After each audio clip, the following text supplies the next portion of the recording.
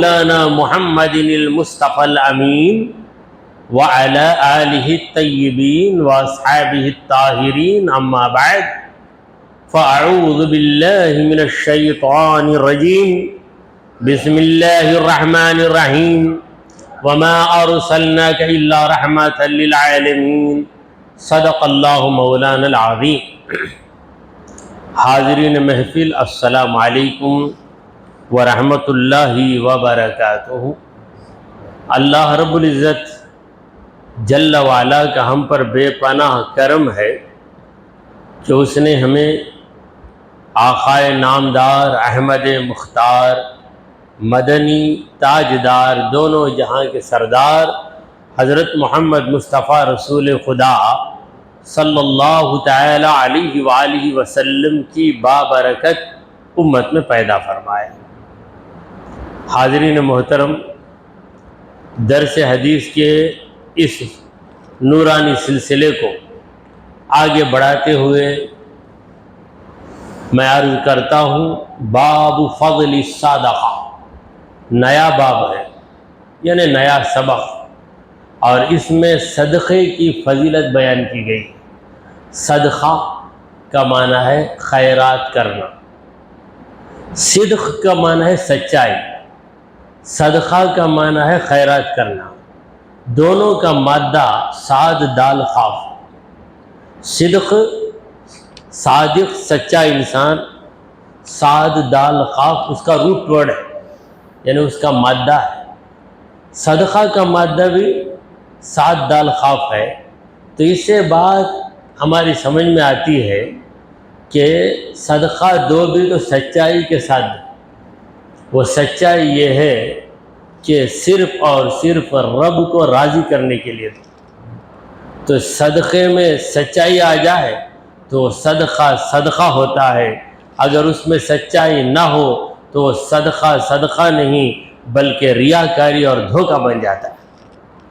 تو اس بات کو ذہن میں رکھ کر ہم آگے بڑھیں.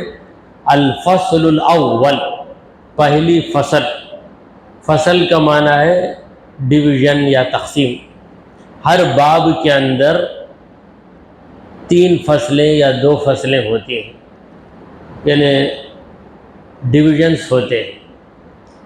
پہلی فصل ہے، اردو میں فصل کو فصل ہی کہتے ہیں. سمجھانے کے لیے میں ڈویژن کا لفظ بول رہا ہوں، ورنہ ہماری زبان میں بھی اسے فصل ہی کہتے ہیں. عن ابی ہریرہ قال قال رسول اللہ صلی اللہ علیہ وسلم من تصدق بعدل تمرة من کسب طیب ولا يقبل اللہ الا الطیب فإن اللہ يتقبلها بيمینه ثم يربيها لصاحبها كما يربي أحدكم فلوه حتى تكون مثل الجبل متفق علیہ. اس حدیث کے راوی ہے حضرت ابو ہریرہ رضی اللہ تعالیٰ. یعنی ابو ہریرہ رضی اللہ عنہ نے یہ پیاری حدیث حضور کی زبان سے اس طرح سنی ہے کہ نبی کی آواز حضرت ابو ہریرہ کے کانوں میں گئی، کانوں سے جا کے دل میں اتر گئی، دل میں اتر کے ذہن میں نقش ہو گئی. پھر ایک زمانہ گزر گیا تو حضرت ابو ہریرہ نے انہی لفظوں کو سنایا جو الفاظ نبی نے سنائے. یہ بھی ہمارے حضور کا معجزہ ہے کہ کسی کی بات ہم سنیں گے آج رات، کل نقل کریں گے تو اس بات کے سنانے میں مائنس پلس ہو جائے، آگے پیچھے 1-2 لفظ بڑھ جائیں گے یا 2 لفظ گھٹ جائیں گے. حضور کا معجزہ دیکھیے کہ صحابہ نبی کی باتوں کو سنتے جو تو نقل کر، جبکہ صحابہ کی زبان میں وہ پختگی نہیں تھی. ہر صحابی فصیح اللسان نہیں تھا، بلیغ البیان نہیں تھا. ہر صحابی کے اندر زبان کی وہ پختگی نہیں تھی، مگر حدیث رسول سناتے تو پوری پختگی ہوتی. مطلب یہ ہے کہ پروردگار عالم نبی کی آواز کی برکت سے صحابی کے دماغ کو اتنا پکا بنا دیتا اور صحابی کے دماغ میں اللہ ایسا میموری پاور پیدا کر دیتا کہ صحابی سنتے، یہ ایک بار سنتے یاد ہو جاتا اور اسے نقل بھی کر دیتے. تو یہ حضرت ابو ہریرہ کی خصوصیت یہ ہے کہ زیادہ حدیثیں حضرت ابو ہریرہ نے روایت کی ہیں، اور اس کی وجہ وہ یہ بتاتے ہیں کہ لوگ کام میں دھندے میں نکل جاتے تھے، اور میں ایک ایسا آدمی تھا، نہ میری تجارت تھی نہ میں کہیں مزدوری کرتا تھا، بس چبوترے پہ بیٹھ جاتا تھا. حضور کے مسجد نبوی کا ایک چبوترا تھا، اس چبوترے پہ بیٹھ جاتا. کوئی بھی بات حضور مسجد میں آتے یا گھر سے باہر نکلتے کرتے تو ہر بات کو میں سنتا مجھے یاد ہو جاتی. اور اس میں بھی حضور کا ایک معجزہ شامل ہے. حضرت ابو ہریرہ نے ایک بار شکایت کہ مجھے یاد نہیں رہتا ہے. سرکار دو عالم صلی اللہ علیہ وسلم نے اپنی مبارک چادر ڈال دی، جس کے نتیجے میں حضرت ابو ہریرہ کہتے ہیں کہ حضور کی باتیں تو یاد ہوتی ہیں، کوئی بھی انسان کسی بھی وقت کچھ بھی کہا ہو میں اسے کبھی بھولا ہی نہیں. یہ پاور ہے حضور کی مبارک چادر. تو یہ حدیث اس کے روایت کرنے والے ہیں حضرت ابو ہریرہ رضی اللہ عنہ. وہ فرماتے ہیں کہ اللہ کے رسول محمد عربی صلی اللہ علیہ وسلم نے فرمایا، من تصدق، جس نے صدقہ دیا، خیرات دیا. عربی میں صدقہ کسی بھی خیرات کو کہتے ہیں، زکوٰۃ کو بھی صدقہ کہتے ہیں، نفل خیرات کو بھی صدقہ کہتے ہیں. مگر ہمارے عرف میں، یعنی ہماری ایک الگ زبان ہے، ہمارے عرف میں کوئی منت مان کر جب خیرات کرتا ہے تو اس کا نام صدقہ ہے، اور وہ صرف اور صرف غریبوں کو دیا جائے گا، نہ سیدوں کو دیا جائے گا نہ مالداروں کو دیا جائے گا. وہ صدقہ ہمارے عرف میں، ورنہ عربی زبان میں صدقے کا لفظ ایک عام لفظ ہے. تو من تصدق بعدل تمرۃ، یہ کھجور کے برابر. یہ کھجور، عرب کے اندر کھجور ایک معمولی غذا، کیونکہ ہر جگہ کھجور اگتے ہیں، ان کے لیے ایک معمولی، جیسے ہمارے پاس ہے چاول کا ایک دانہ، کھجور، یہ کھجور کے برابر.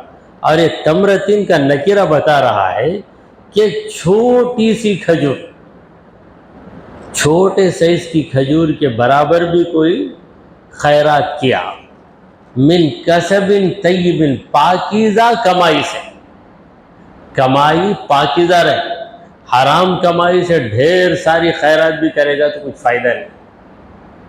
پاکیزہ کمائی سے جو کھجور کے برابر چیز، یعنی کھجور ہی نہیں، کھجور ایک چھوٹی چیز ہے، اس کے جیسے کوئی بھی چھوٹی چیز کوئی خیرات کرے گا. وَلَا يَقْبَلُ اللَّهُ إِلَّا الطَّيِّبَ، اللہ تبارک و تعالیٰ پاک چیز کو ہی قبول کرتا ہے، ناپاک چیز کو قبول نہیں کرتا. یہاں پاک اور ناپاک چیز کی پاکی ناپاکی کی نہیں ہے، مگر جس کمائی سے وہ چیز آئی وہ کمائی پاک ہے یا ناپاک ہے، یہ مراد ہے. یعنی جس سورس سے، جس انکم سے، جس آمدنی سے یہ چیز ہم نے خریدی ہے، وہ آمدنی جائز تھی یا ناجائز. آپ محنت کریں گے، 100 روپے کمائیں گے، 100 روپے میں کوئی چیز لیں گے، یا انار لے لیں گے، تو وہ انار شریعت میں پاکیزہ انار. آپ نے کسی کو دھوکہ دیا، دھوکہ دے کے 100 روپے لے لیے، وہ دھوکہ کھا کر 100 روپے دے کے چلا گیا، تو اس 100 روپے سے آپ نے انار لیے، مگر وہ انار شریعت میں ناپاک ہے. اگرچہ کہ پاک ہے، اس کے اندر کوئی خرابی نہیں ہے. عام انسان سے پوچھیں گے تو کہے گا یہ انار پاک ہے، کیونکہ اس کے اندر کوئی گندگی نہیں ہے. مگر شریعت کے نظریے سے دیکھا جائے تو وہ ناپاک ہو جائے۔ جیسے کپڑا ہے، بالکل نیا کپڑا، کوئی صاحب محنت کر کے 1000 روپے کمائے، 1000 روپے میں کپڑا خرید کر لائے، دوسرے صاحب پک پاکٹ کر لیے، دوسرے کا پیسہ اچک کر لے لیے، پھر ان 1000 روپے میں جا کے کپڑا خرید کر لائے۔ دکاندار سے پوچھا جائے کہ یہ کپڑا پاک ہے، وہ کپڑا پاک ہے، تو دکاندار بولے گا دونوں کپڑے پاک ہیں، یہ بھی ابھی ابھی نکالا ہوں، میں شیلف سے ابھی نکالا ہوں، وہ بھی ابھی ابھی اتارا ہوں، دیکھو اس کے اندر کوئی گندگی نہیں ہے۔ مگر شریعت کے نظر میں پہلا کپڑا پاک کیونکہ وہ حلال کمائی سے آیا، دوسرا کپڑا ناپاک کیونکہ وہ حرام کمائی سے آیا۔ سرکار دو عالم صلی اللہ علیہ وسلم فرما رہے ہیں کہ اللہ تعالیٰ پاک چیز کو ہی قبول کرتا ہے۔ فَإِنَّ اللَّهَ يَتَقَبَّلُهَا بِيَمِينِهِ، اللہ تبارک و تعالیٰ اس خیرات کو اپنے سیدھے ہاتھ سے قبول کرتا ہے۔ یہ سمجھانے کے لیے کوئی چیز ہمیں پسند آئے تو ہم سیدھے ہاتھ سے لیتے ہیں، ناپسند ہو تو الٹے ہاتھ سے اسے رد کر دیتے۔ لینا بھی ہے، مجبوری سے لینا ہے، تو کوئی گندی چیز لینا تو ہم بائیں ہاتھ سے، لیفٹ ہینڈ سے لیں گے۔ پاک چیز لینا ہے، دیکھیے کوئی اگر آپ کو عطر کی شیشی دیتا ہے، آپ کون سے ہاتھ سے لیں گے اسے؟ سیدھے ہاتھ سے۔ اس کے بجائے یہ چندی دے رہا ہے، بچے کی گندگی پاک کر کے چندی ہے، ذرا ایک چندی جا کے پھینک دے دیتا، آپ کون سے سیدھے ہاتھ سے لیں گے وہ چندی؟ لیفٹ ہینڈ سے لیں گے، بائیں ہاتھ سے لیں گے۔ تو یہاں اللہ تعالیٰ سیدھے ہاتھ سے قبول کرتا ہے کا مطلب بندے کی خیرات کی اللہ قدر کرتا ہے اور بڑے پیار و محبت سے اس کی خیرات کو مولا قبول کر لیتا ہے سیدھے ہاتھ سے۔ ثم یربیہا لصاحبہا، پھر اس خیرات کو خیرات کرنے والے کے لیے بڑھاتا جاتا ہے، اس کی پرورش کرتا ہے، اسے پالتا ہے۔ بندہ خیرات کر دیا، مولا اس کی خیرات کو پال پال کر بڑھاتا جاتا ہے۔ کما یربی احدکم فلوہ، جس طرح تم میں سے کوئی اپنے گھوڑے کی پرورش کرتا ہے، گھوڑے کا بچہ لے کر اسے اچھی غذا کھلا کھلا کے بڑا تگڑا بنا دیتے ہیں کہ ایسا طاقتور بن جائے وہ گھوڑا کہ دور سے دور بستیوں کو بھی لے کر چلا جائے۔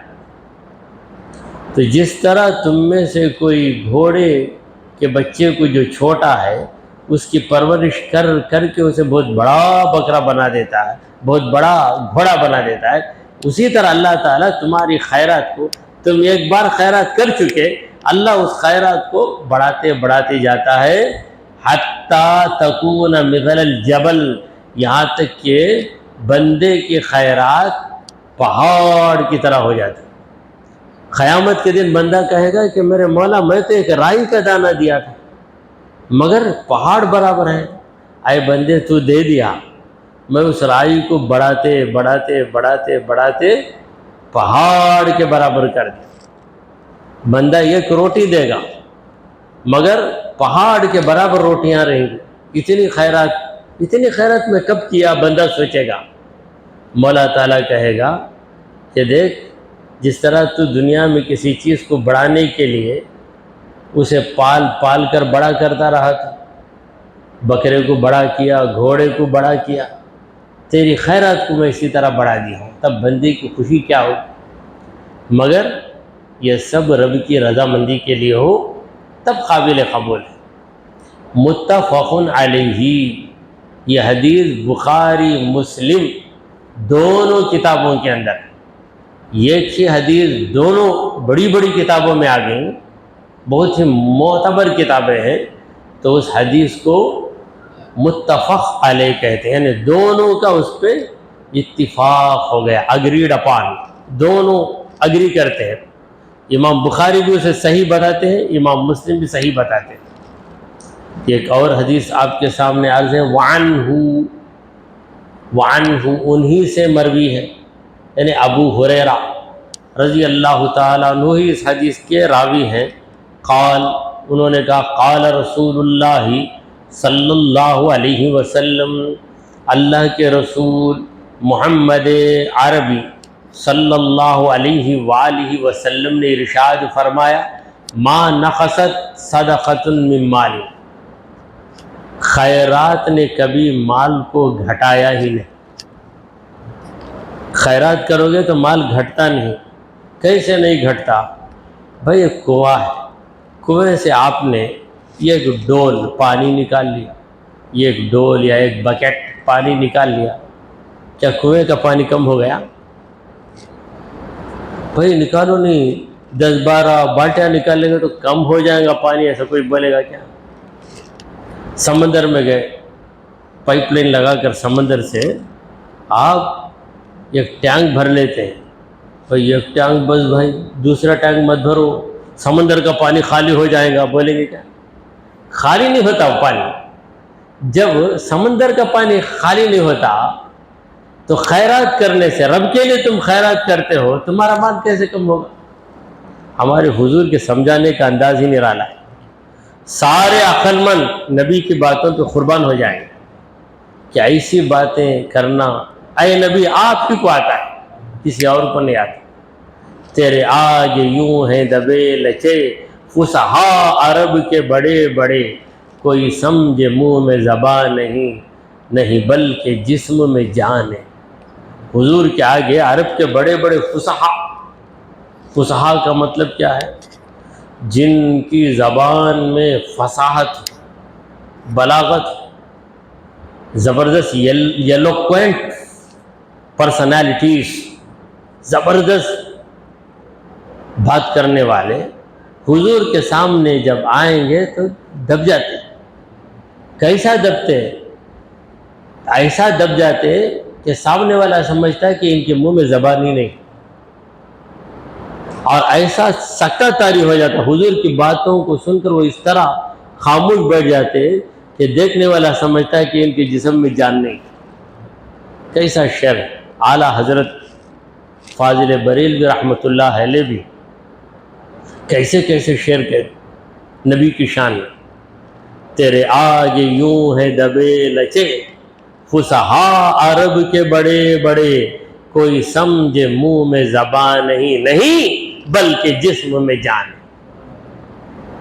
تو سرکار دو عالم صلی اللہ علیہ وسلم نے فرمایا کہ ما نقصت صدقۃ من مال، صدقے نے مال کو کم کیا ہی نہیں، گھٹایا. 100 روپے ہیں، 10 روپے دے دیا آپ کی عقل کہتی ہے کہ پیسہ کم ہو گیا، 90 روپے ہو گئے، آپ کی عقل کہتی ہے. نبی کہتے ہیں نہیں، یہ تیری عقل جھوٹی ہے، رب کی راہ میں دیا ہے، گھٹا نہیں ہے. اب دیکھ، جس طرح کنویں سے پانی نکلنے کے بعد ابل کر اندر سے پانی آتا، اسی طرح ابل کر تیرے پاس دولت آ جائے گی. پھر فرمایا وما زاد اللہ عبدا بعفو الا عزا، جب بھی کوئی بندہ کسی خطا کار کو معاف کر دیتا ہے تو معاف کر دینے کی وجہ سے اس کی عزت ہی بڑھتی، عزت کم نہیں ہوتی. کوئی غلطی کر دیا، آپ اس سے انتقام لے سکتے ہیں. یہ مسئلہ آپ کا ذاتی مسئلہ ہے، پرسنل ہے. دین کے معاملے میں آپ کسی کو معاف نہیں کر سکتے. آپ کا ذاتی مسئلہ ہے، کوئی آپ کو تکلیف دے دیا یا آپ کا حق مار لیا، پھر آ کے معافی چاہتا ہے، آپ کہہ دیں ٹھیک ہے. مثلاً آپ بیٹھے ہیں، آپ کی تھیلی ہے، ایک شخص آ کے آپ کی تھیلی کھول کر پیسے اٹھا کر لے کے چلا گیا. اس کے بعد آ کے بولتا آپ پریشانی، 2 دن 3 دن کے بعد بولتا وہ پیسہ میں اٹھایا، بہت بھوک لگ گئی، سستے اٹھا لے کر چلے گا. آپ اسے پوچھیں گے بھائی اٹھانا تھا تو مجھے پوچھا کیوں نہیں؟ پوچھا تو نہیں دیے تو اس لیے اٹھا لیا آپ نے. تو اس وقت بڑا غصہ آئے، غصہ آ کر آپ اسے سزا دے سکتے ہیں، آپ اس کی شکایت بھی کر سکتے ہیں اور اس کے بارے میں کہہ سکتے ہیں یہ چور کیا کیا، مگر آپ کہتے ہیں اچھا صحیح بات بتا دیا نہیں تو صحیبہ آئندہ سے ایسا مت کر، یہ بار معاف کر، ہاں میں معاف کر دیا، چھوڑ، میں بھول گیا، آئندہ یہ بات نہیں کرنا میرے سامنے، چھوڑ۔ ایسا آپ کہہ دیں گے تو وہ جو غلطی کیا تھا اس کے دل میں آپ کی عزت آئے گی یا نہیں آئے گی؟ ضرور عزت آ جائے گی۔ اسی لیے حضور فرماتے ہیں معاف کرنے سے عزت بڑھ جاتی ہے۔ جب مکہ فتح ہوا، کعبۃ اللہ نبی کے قبضے میں آ گیا، پورا مکہ نبی کے قبضے میں آ گیا، تو وہ لوگ جو حضور کو قتل کرنے کے لیے ہجرت کی رات ننگی تلواریں لے کر کھڑے تھے حضور کے گھر کے ارد گرد، مگر کامیاب نہیں ہوئے، وہ لوگ قید ہو کر آئے حضور کے سامنے۔ اس وقت حضور صلی اللہ علیہ وسلم نے ان سب کو معاف کر دیا، کہا اذهبوا انتم الطلقاء، جاؤ تم آزاد ہو، تمہارا گھر تمہارا، تمہاری دکان تمہاری، تمہارا کھیت تمہارا، ہم کوئی چیز تم سے سیز نہیں کریں گے، سلب نہیں کریں گے، سیز نہیں کریں گے یعنی سلب نہیں کریں گے ہم۔ تو ان کے دلوں میں حضور کا مقام پیدا ہو کہ کیسا انسان ہے، اگر اس کی جگہ ہم ہوتے تو ایسا ہرگز سلوک نہیں کرتے، ہم دشمن کے ٹکڑے ٹکڑے بنا کر بھی سکون حاصل نہیں کرتے، مگر ایک کیسا انسان ہے کہ ہم کھلے عام دشمنی کرنے والے، ہم نے دن رات ستایا، اب ہم پر قبضہ ہو گیا لیکن ہمیں معاف کر دے رہے، تو دل جھک گئے۔ تو یہ سرکار دو عالم صلی اللہ علیہ وسلم کی حکمت تھی۔ پھر اس کے بعد حضور نے فرمایا وما تواضع احد الا رفعه اللہ، جس نے بھی عاجزی اختیار کی اللہ نے اسے بلند مقام دیا۔ عاجزی اختیار کرو تو اللہ ضرور مقام دیتا، مگر وہ عاجزی دکھاوے کی بناوٹ کی عاجزی نہ ہو، بلکہ فطرت ہی میں عاجزی رہے، فطرت میں عاجزی رہے۔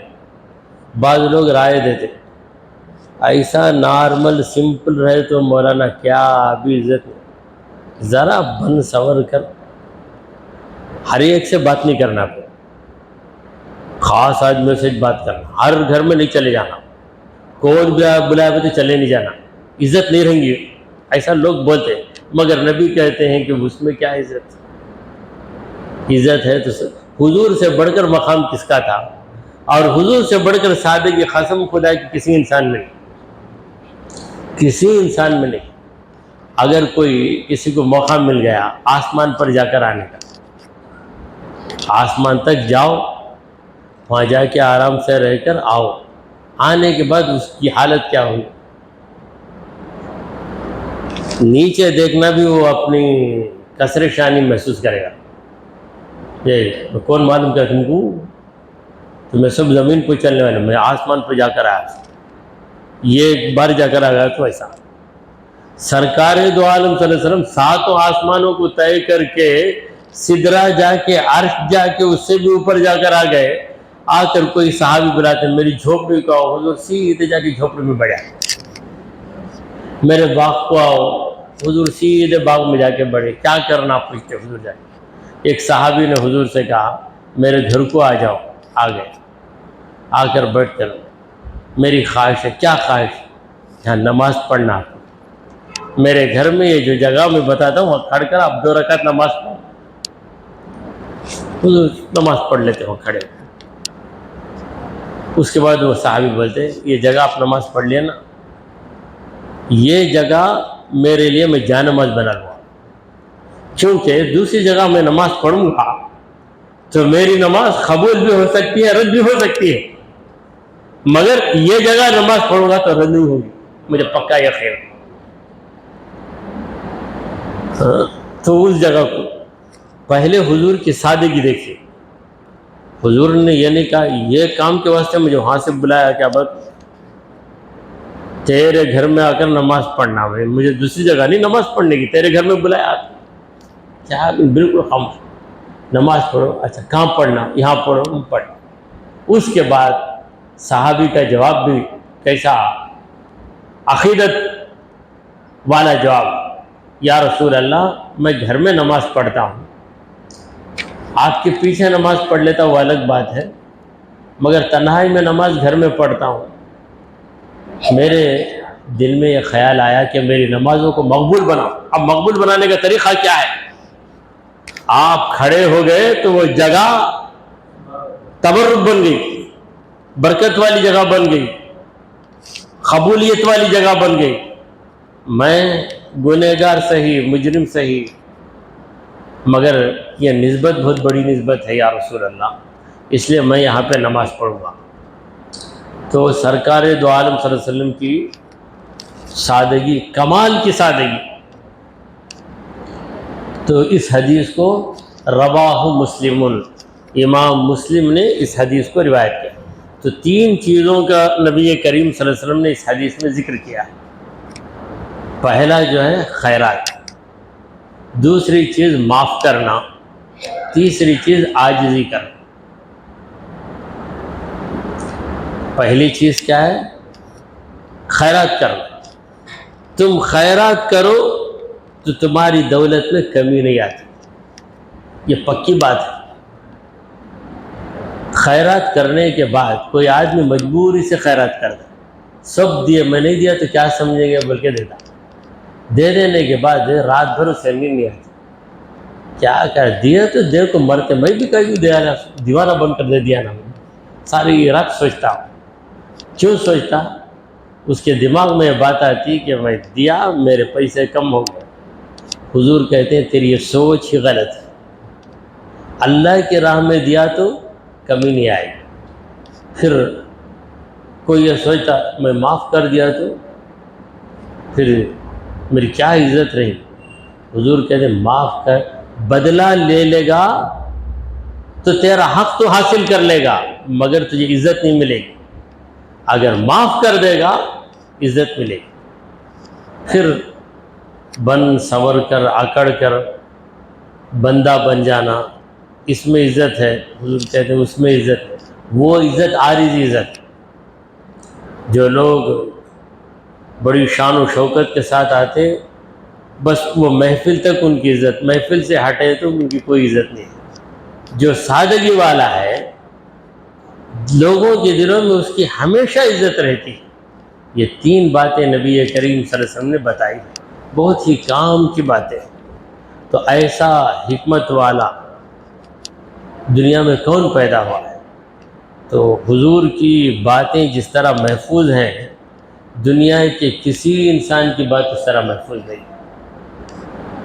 الفاظ روایت کرنے والے حضرت بلال بھی روایت کرتے ہیں، وہ حبشی، حضرت ابو ہریرہ، وہ پہلے یہودی تھے پھر مسلمان ہوئے۔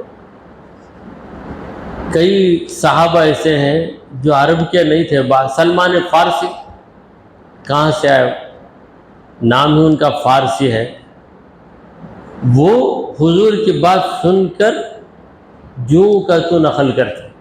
یہ نبی کا معجزہ نہیں تو پھر کیا ہے؟ دعا کیجئے کہ پروردگارا ہم نے جو کچھ کہا اور سنا اسے قبول فرما لے۔ اے اللہ ہمارے گناہوں کو معاف فرما، ہماری خطاؤں کو درگزر کر دے۔ اے رب العالمین ہمارے اندر سخاوت کا جذبہ پیدا فرما۔